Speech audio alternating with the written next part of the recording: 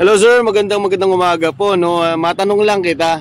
Kasi sa 3 taon na pagkakaupo nitong si Vice Presidente Sara Duterte, ano ba yung naaalala mo ng mga nagawa niya ng proyekto sa ating bansa? Sa pagiging Vice President niya, meron naman siguro siyang mga nagagawa like mga outreach program sa mga mahirap, gano'n, mga pa-feeding program. Hindi naman natin pwede sabihin na wala siyang ginagawa since public service siya, may nakakapitin ng pera.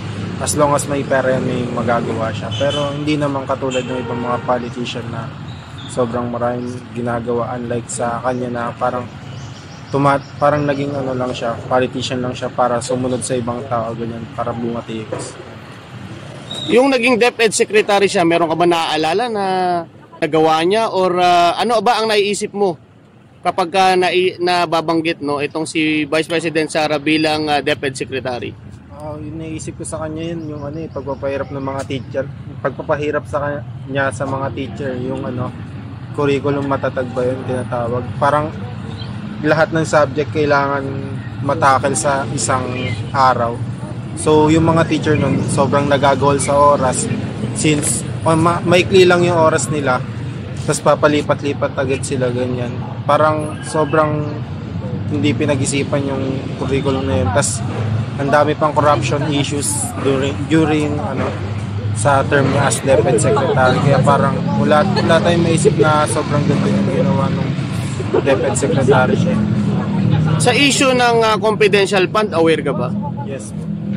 So ano ang masasabi mo doon sa 125 million na naubos daw nung 11 days lamang? Hindi ako naniniwalang naubos yan.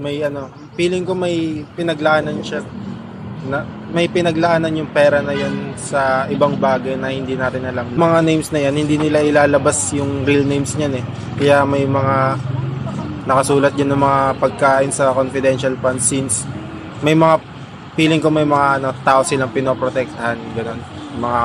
Kaya tinatawag nilang confidential siguro. So walang habas na paninira nitong Vice Presidente kay Pangulo at doon sa mga congressman. Ano masasabi mo rito? Bago siya manira, linisin niya muna yung pangalan niya since meron pa nga siyang kasong kinakaharap, ganyan. Hindi naman natin siya parang hindi siya credible source kung siya mismo may kasong kinakaharap, di ba? Kaya mas maganda muna siguro kung linisin niya muna yung pangalan niya bago siya magbintang sa ibang tao na may ginagawang kabalbalan daw man o ganyan. So panawagan mo sa Senado tungkol sa impeachment? Investigahan nila yung impeachment ni Sara since pera ng taong bayan yan eh. Tsaka kung anong talaga yung dapat na mangyari sa kanya, kung may impeach ba o manatili since crime yan eh. Pag nanakaw yan sa pera ng taong bayan, kaya mas maganda kung lumabas yung katotohanan.